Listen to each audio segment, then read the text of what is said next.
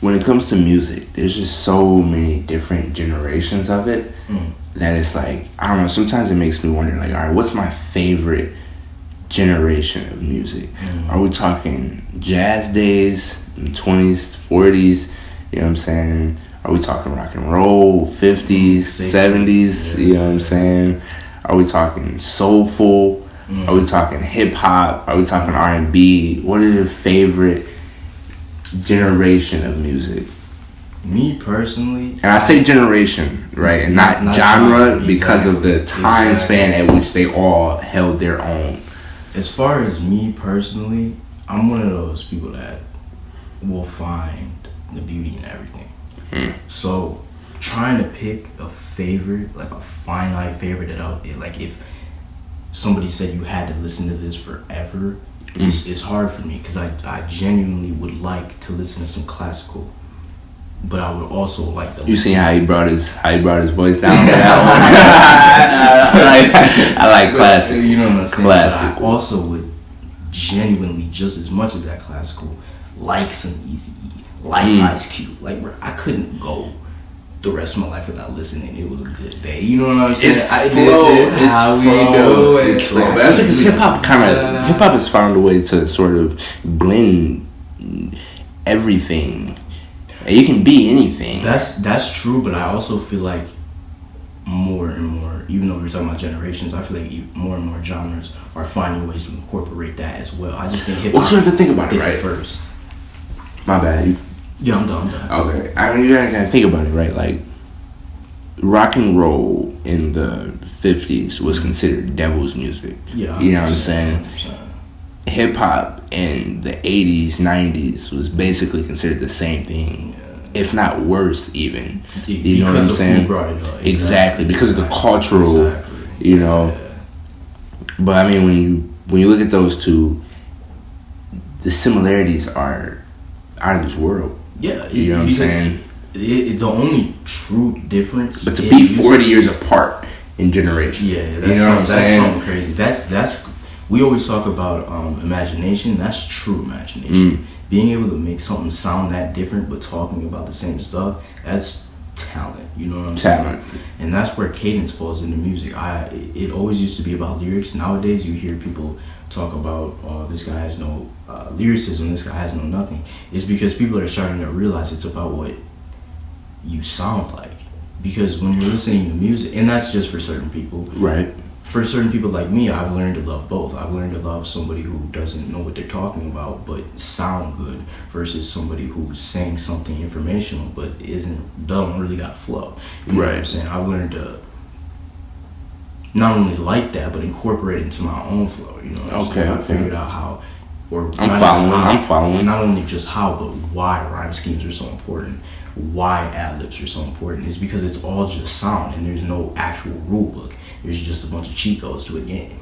There's a way to win. It's one way to describe it. Yeah, it really is. There's always a way to win, and people, you know, like to stick to one, I guess, set of rules or how they feel like it should go. But I think if you can break outside that thought, and incorporate some jazz into some heavy metal, you'll get the greatest creation of all time.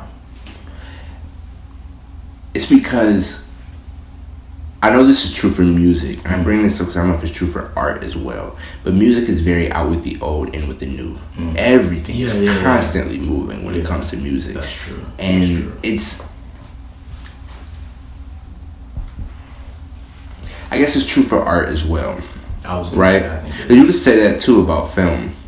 Like, it's out with the old and with the new. We love the old. We never, nobody's saying that we don't like the old. Exactly. But it's like, what's new, what's exciting is what gets us up. Yeah, you know what I'm saying? It's what you want. Exactly. Because your favorite song 10 years ago is probably one you know, if you hear it, you're kind of gritting your teeth like, yeah, I used to love it, and I still love it in a way. It's that nostalgia feeling you get when you hear it. Yeah. But if you hear it twice, you're like, all right, man.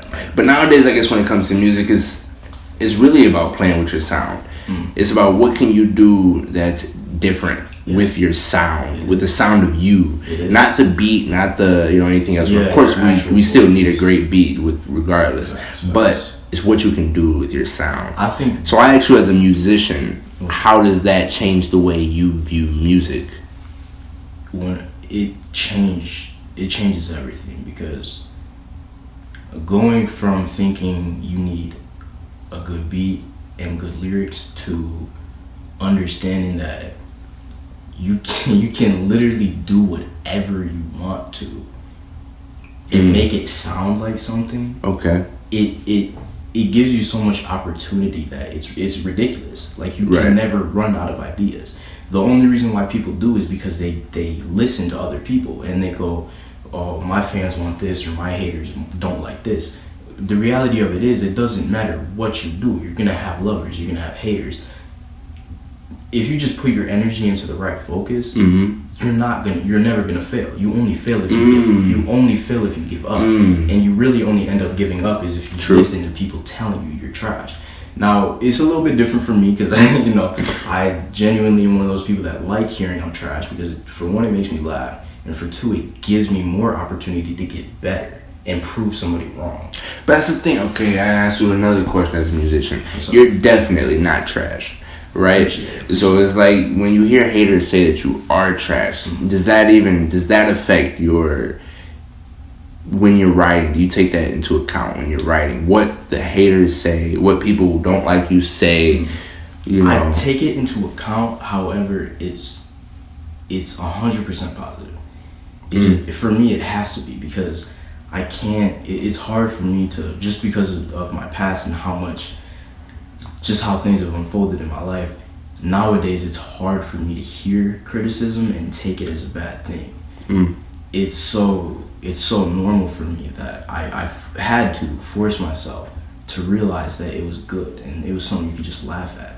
And not only that, but like a lot of the times, if people are hating, they don't actually realize they're teaching you something. Like, if they're sitting there telling me, like, my entire song was trash because of this one part, and I actually go back and hear it, and I'm like, okay, I can see why somebody would think this is trash. I can then make the decision and say, do I think it's trash, and do I think the majority of my viewers think it's trash? Because if the majority of my viewers think it's trash, then that opens the door for me to change that and make those people who were hating on it love it as well. Okay.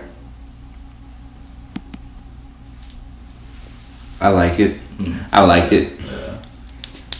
But as far as how does, instead of lyricism and beats versus cadence goes, that's where we're at right now. It always used to be about a beat. It always used to be about lyricism. That's why, 2010 to like now, you always hear people talk about this guy has no lyricism. It's because things are changing.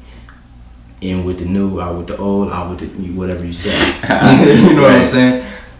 That's what's happening right now. People are starting to realize just how good that cadence actually is. What do you think the media plays a part in it? Because you have to think about, how long was rock and roll on top? Years, right? And we really think about it, it never fell off. Exactly. It never fell off. That's the thing about music. It never falls off. Somehow it gets old, but it never gets lost. Right. You know what I'm saying? Exactly. We still love to hear it, and no matter what people say, we will continue to love to hear it. Exactly. You know what I mean? I think music is definitely one of the premier... I lost the word there.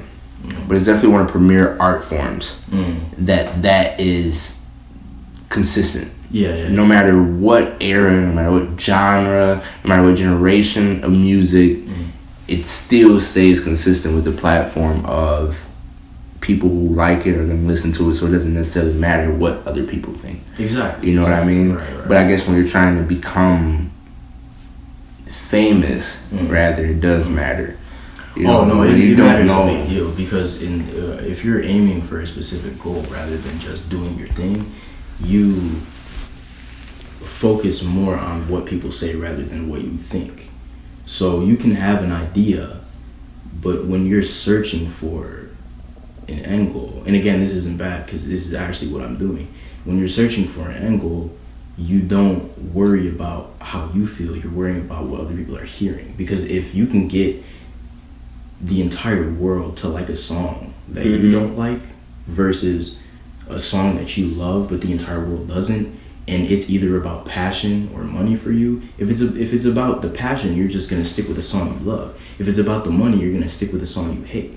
And for me, it's both. I know how to make a song that I love that other people love. I also know how to make a song that I hate that other people love. I also definitely know how to make a song that I love that anybody else in the world would hate, just because of either what I say or how it sounds. But that's the difference between me and a lot of other, I just say people instead of artists, because it's really with anything, they always fall into like some sort of mental like trap or whatever. But the thing is like me is like I'm setting myself up so that I can't fail. I tell myself every day, it doesn't matter if you start to feel anxious. It doesn't matter if you start to feel nervous, because you're not doing this for any other reason besides your own end goal. As long as you don't forget that, like you'll be good. Right. I mean, I think some people don't understand that on the other side of fear is a great prosperity. Yeah. On the other side of fear is everything that you were looking for. That you just had to get past some barrier, you know. Facts. But I mean, I guess when it comes to art, it's just tricky like that, you know. That goes back to the same thing as being wrong. A lot of people don't realize, like, one of the most powerful things you can do is be wrong and admit you're wrong. Because if you admit you're wrong, then that just means you can move on and learn. If you don't admit you're wrong and you just stick to your bullshit story, then you're never gonna move on from anything else.